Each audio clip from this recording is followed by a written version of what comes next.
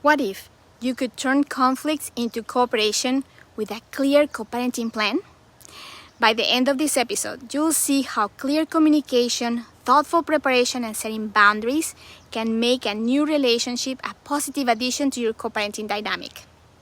Welcome to another episode of Positively Inspired CoParenting. Today, we're diving into part 2 of our series on the role of mediation in resolving co-parenting disputes. If you haven't had a chance to listen to part 1, I encourage you to go back and listen to it.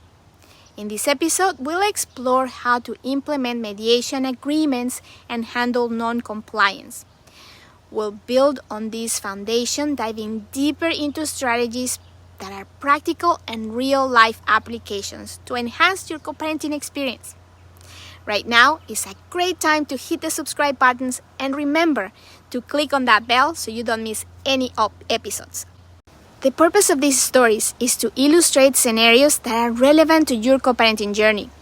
Some stories will be real-life scenarios of myself or people we've worked with. And there will also be stories that are fictional, that are relatable to the lives of all of us on a co-parenting journey. Let me tell you about Sara, Mike, and their son Ethan, who is 9 years old and loves soccer. Ethan often found himself caught in the middle of his parents' disagreements about his extracurricular activities and visitation schedule. Sara and Mike had frequent conflicts over Ethan's schedule. Sara felt that Ethan needed more structure and academic focus, while Mike believed that extracurricular activities like soccer were equally important.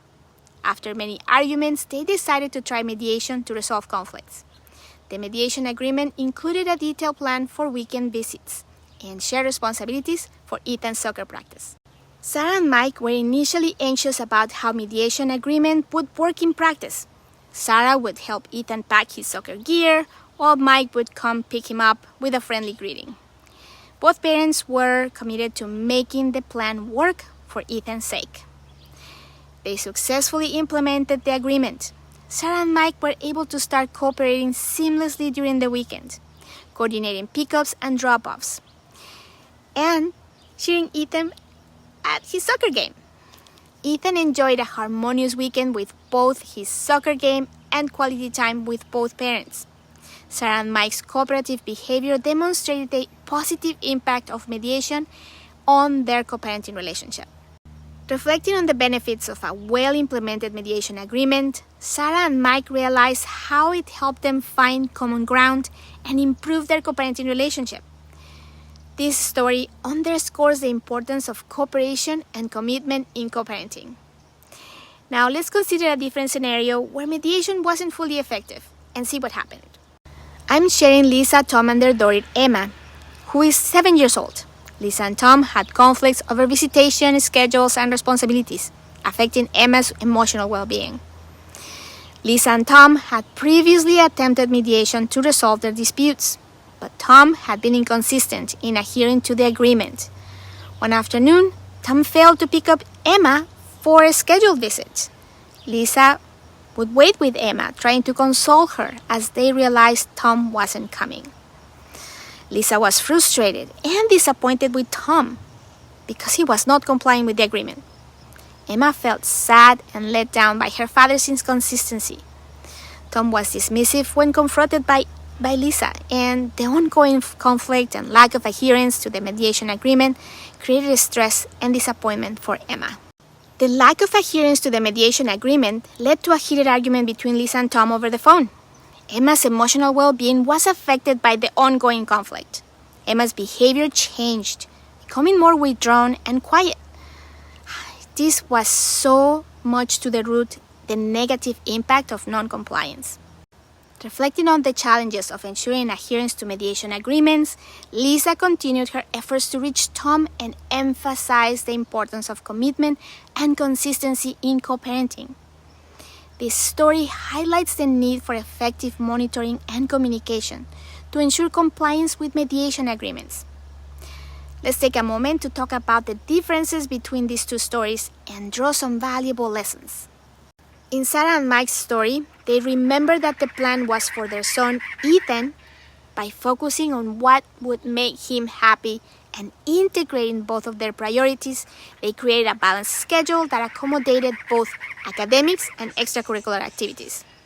Their willingness to communicate openly and respect each other's perspectives with the help of mediation allowed them to find a harmonious solution, making Ethan's lives more balanced and enjoyable. On the other hand, Lisa and Tom's story showed the opposite. Although they used mediation to resolve their disputes, Tom's inconsistency in adhering to the agreement led to continued arguments and tension. This caused ongoing stress and sadness for Emma, impacting her emotional well-being.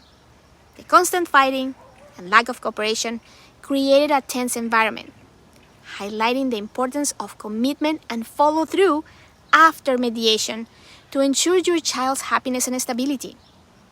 This serves as a powerful reminder that as co-parents, we must prioritize our children's needs and happiness over our own disagreements. And mediation can be a valuable tool when both parents are committed to upholding the agreements made. As we wrap up today's episode, let's reflect on the stories of Sara and Mike and Lisa and Tom. One story showed how clear communication and respect facilitated through mediation can lead to a harmonious experience. The other story highlighted the consequences of unresolved conflicts and lack of cooperation when mediation was not utilized effectively. Remember, the essence of co-parenting lies in prioritizing our children's happiness and well-being. By embracing and respecting each other's perspective, we can create a nurturing environment that celebrates collaboration and understanding. The ultimate goal for ex-partners should be to provide a cooperative co-parenting environment where their children can thrive.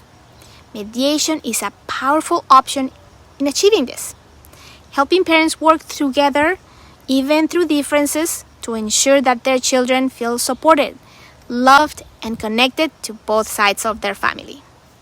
I know your time is valuable, and I know there are many choices, so I want to thank you from the bottom of my heart for deciding to spend your time with me.